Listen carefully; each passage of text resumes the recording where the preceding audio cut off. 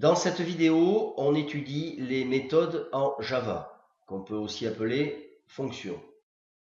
Une méthode est utilisée pour éviter la répétition d'un même bloc d'instructions plusieurs fois dans le programme. On distingue deux types de méthodes.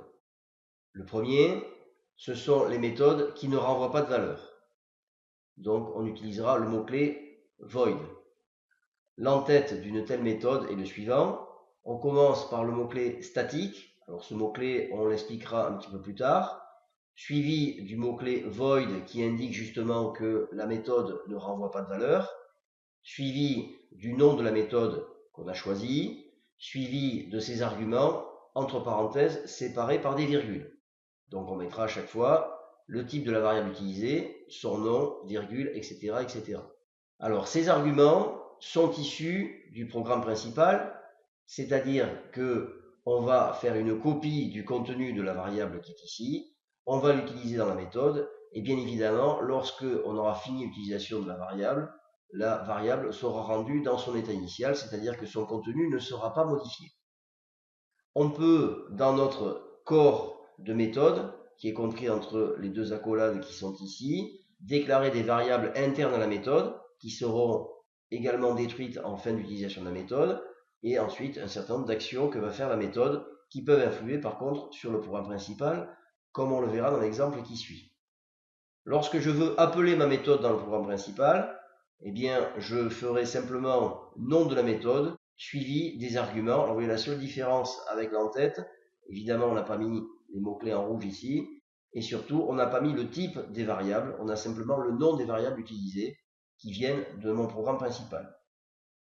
Alors, évidemment, cette méthode doit être insérée avant la ligne public static void main, puisque eh bien justement public static void main, c'est justement une méthode. Donc on ne va pas mettre une méthode dans une autre méthode, mais on va séparer les méthodes. Donc en général on met avant, on pourrait mettre éventuellement après également comme on veut. Voici un exemple d'utilisation d'une méthode.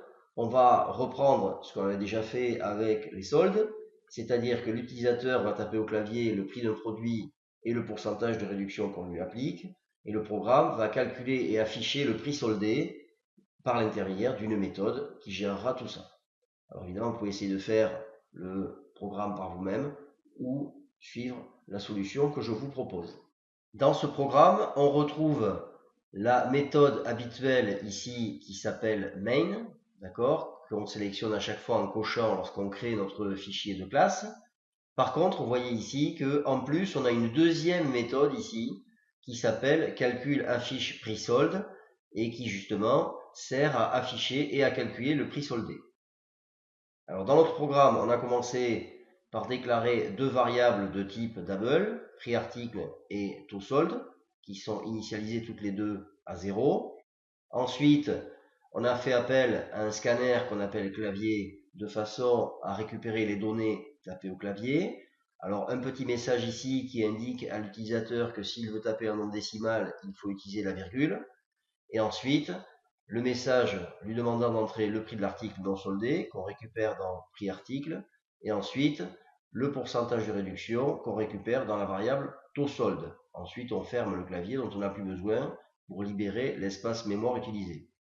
Ensuite, ici, on a, dans cette partie du programme, la création de notre méthode calcul affiche prix solde, qui prend donc un argument deux variables qui sont prix article et taux solde. Ces deux variables sont issues de la méthode principale, vous voyez ici, prix article, taux solde. Elles vont nous servir à calculer le prix de l'article soldé. On crée ici une variable interne à la méthode qu'on appelle prix solde qui va nous servir pour stocker le prix soldé. Donc prix soldé, ce sera 1 moins taux solde sur 100 fois prix article. Et ensuite ici, on a un affichage avec un retour à la ligne, println, le prix de l'article soldé et prix solde et ensuite euro. Cet affichage va se faire dans la console lorsqu'on va appeler la fonction. L'appel de la fonction se fait ici à la fin de la méthode main. Vous voyez ici, calcul affiche prix solde, prix article, taux solde. Donc pareil, ici, ce sont les deux variables qui ont été déclarées ici dans le programme principal et qu'on a complété en entrant des valeurs au clavier. Et donc ça va engendrer le calcul et l'affichage du prix soldé. Voyons maintenant ce que ça donne dans Eclipse. Alors on utilise toujours le même répertoire pour stocker nos programmes qui s'appelle prog Eclipse.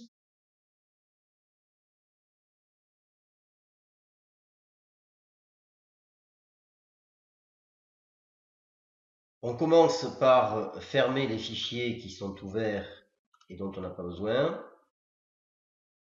Ensuite, on va créer un nouveau projet Java qu'on appelle 09 méthode.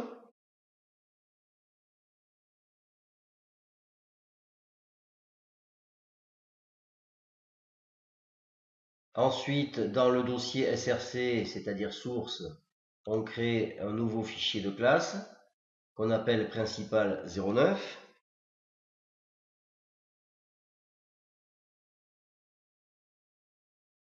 On n'oublie pas de cocher public static void main.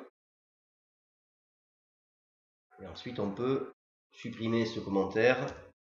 On commence par taper la méthode qui calcule et affiche le prix soldé.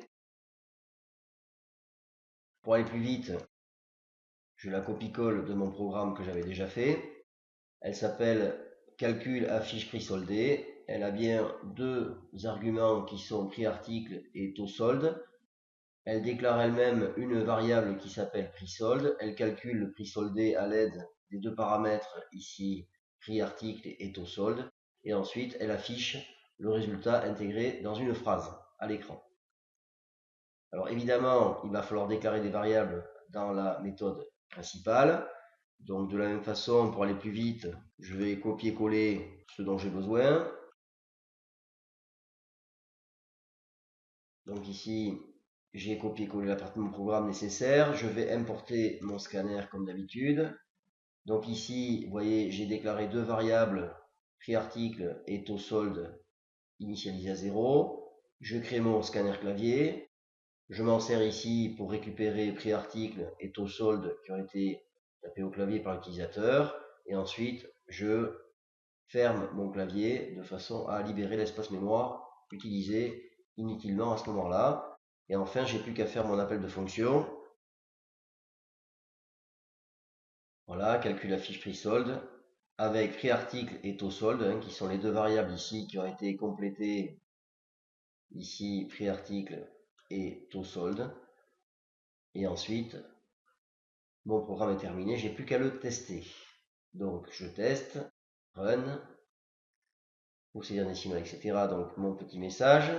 Ensuite, entrer le prix de l'article non soldé, donc par exemple 125. Entrer le pourcentage de réduction, par exemple 20. Et vous voyez que ça m'affiche le prix de l'article soldé est 100 €, ce qui est bien ce que j'attendais. Donc, tout fonctionne correctement. On s'intéresse maintenant au deuxième type de méthode, c'est-à-dire la méthode qui renvoie une valeur return. Donc sa déclaration sera toujours précédée du mot-clé statique. Ensuite, ici, on n'aura plus le mot-clé void, mais on aura le type de valeur que renvoie la fonction, c'est-à-dire int, double, etc. Suivi du nom de la méthode qu'on a choisie et, comme précédemment, du type ainsi que des noms des paramètres utilisés dans cette méthode. Ensuite, on aura la déclaration des variables internes à la méthode, comme précédemment, les actions effectuées à l'intérieur de la méthode, et ensuite, à la fin, l'instruction return qui indique quelle est la valeur renvoyée par la méthode, et donc ici, la valeur renvoyée. Lorsqu'on voudra appeler cette méthode, cette fois-ci, eh bien, on pourra stocker la valeur renvoyée dans une variable qui s'appelle non variable, et derrière, on mettra égal nom de la méthode avec les paramètres utilisés comme précédemment. Comme précédemment également, cette méthode sera insérée avant la méthode principale main ou après, mais pas au milieu de la méthode main. Donc voyons maintenant l'exemple précédent qu'on a légèrement modifié. Donc c'est le même exemple que dans la première partie. Simplement cette fois-ci, on va demander à la méthode de renvoyer la valeur du prix final, c'est-à-dire le prix qui a été calculé après l'application du taux de solde. Alors toujours pareil, vous pouvez essayer par vous-même ou regarder la solution que je vous propose. Donc j'ai récupéré le même programme que précédemment, simplement j'ai modifié ici le nom de ma fonction, elle a les mêmes paramètres, elle fait quasiment la même chose, mais ici, au lieu d'afficher la phrase et le résultat comme dans le premier programme, vous voyez qu'ici on a return pre-sold étant la valeur de la variable qui est ici, qui est de type double, c'est pour ça qu'on trouve dans l'entête de la fonction statique double. Ensuite, dans notre programme principal, rien n'a changé, mis à part à la fin. Ici, on a demandé directement dans la méthode principale d'afficher le prix de l'article soldé et. Ici, on a la valeur envoyée par la méthode calcul prix solde, euro. Donc, il ne nous reste plus qu'à voir comment ça fonctionne maintenant avec Eclipse, comme tout à l'heure. On commence par créer un nouveau projet Java qu'on va appeler 10 méthode return.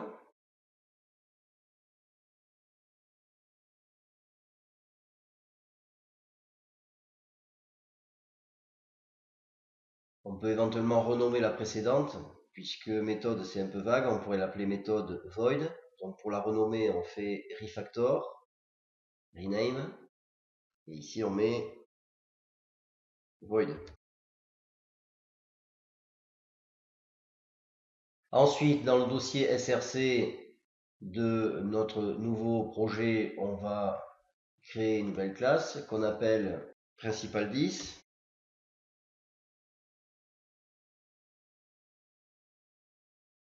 On clique sur public static void main.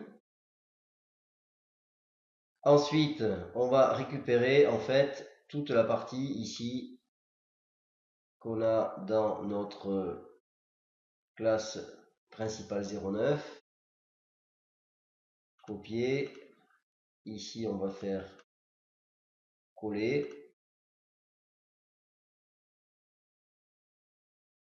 Donc ici, ensuite, alors, petite erreur, j'ai oublié une accolade, je la rajoute.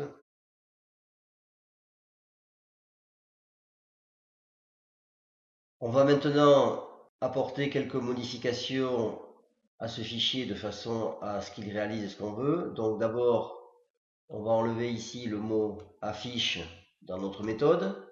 Ensuite, on va remplacer le mot-clé void par le type de retour, c'est-à-dire double.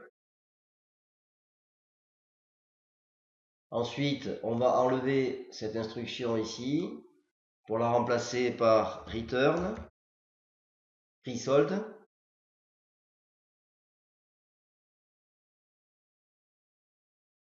Voilà pour notre fonction ici, donc qui renvoie le prix soldé. Ensuite, on va modifier ici la fin puisque tout ça reste pareil. Et donc, on va modifier l'appel de la fonction. Donc ici, on va mettre système .out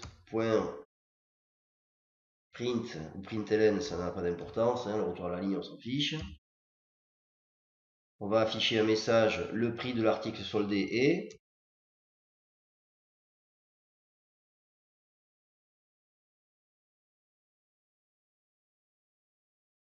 On va ajouter le contenu de calcul prix solde